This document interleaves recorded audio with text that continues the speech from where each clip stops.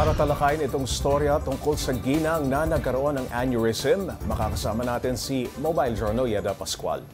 Yeda, halos 2 buwan na si Nanay Marilyn sa ospital nung isinagawa mo ang interview na ito. Kumusta ang kalagayan ni Nanay Marilyn? Nung mga oras na iyon, gaano pa raw ba kalaki ang tsansang mabuhay siya ng normal para maisagawa yung operasyon? Pops Ray, kung ikukumpara mo dati, si Nanay Marilyn, bawal siyang tumayo, bawal siyang umupo ng walang assistance, at hindi na siya makapagsalita. Tapos kung umakto daw, parang akala mo, naging isip bata na. Pero ngayon, makalipas yung 2 buwan na pananatili sa ospital, nakakapagsalita naman na siya, nakakaupo na rin on her own.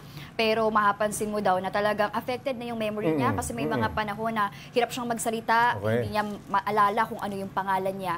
Pero ang paliwanag naman ng doktor, 80 to 90% yung chance of survival after operation. Pero yun nga lang, syempre may mga risk dahil pwede daw na maging lantang gulay na, pwede daw magkaroon ng infection sa sugat, at pwede din na maparalisa yung kalahati ng katawan niya. Kung gaano kalaki yung damage na tinatawag sa utak, yun ang binabantayan dyan. Nasabi ba kung ano yung eksaktong rason at bakit nagkaroon ng aneurysm si Nanay Marilyn at ano ang naging sanhi ng pagputok nito? Alam ko mahirap sagutin niya.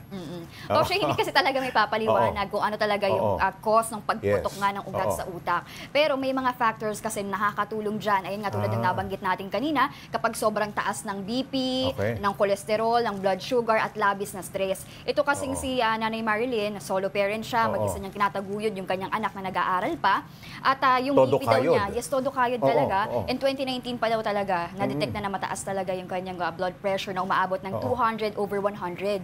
Ang normal BP, Pops Ray, 120/80 lang. So talagang mataas na talaga itong case ni Nanay Marilyn. Yeda, igit lang natin ito para na rin sa kaalaman ng lahat. Paano ba madedetect ang aneurysm at paano ba maiwasan ito? Pops Ray, ang aneurysm kadalasan asymptomatic, so wala talagang mga sintomas na mararamdaman. Pero once na pumutok na nga yung ugat sa utak, pwedeng makaranas yung pasyente ng labis na pananakit ng ulo, mataas na presyon, pagkusuka, pagkahilo at pagkahimatay, tulad nga yan ang nangyari kay Nanay Marilyn. So para maiwasan yan, makakatulong na kumain ng mga masusustansyang pagkain, iwasan yung labis na stress, iwasan yung labis na pag-inom ng kape, at yung mga maaalat na pagkain. Sapat na tulog, mahalaga din yan. Importante din. Yeda, kamusta naman ang buhos ng tulong para kay Nanay Marilyn? Sa mga kapatid natin na gustong makatulong, paano at saan ulit magbibigay ng kaunting pinansyal na donasyon? Pops Ray, sa ngayon talagang hirap.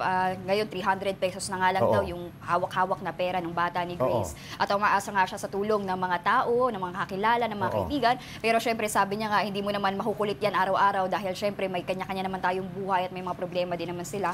Kaya nananawagan po siya ng tulong, nagpo-post sila online kasama nga yung kanyang mga kakilala, tinutulungan siya. At ayan po yung mga detalye sa screen, naka-flash para sa mga nais nga na magpaabot ng tulong kay Nanay Marilyn. At sa tulong ng pagdarasal nating lahat, sana malampasan niya ang pagsubok na ito.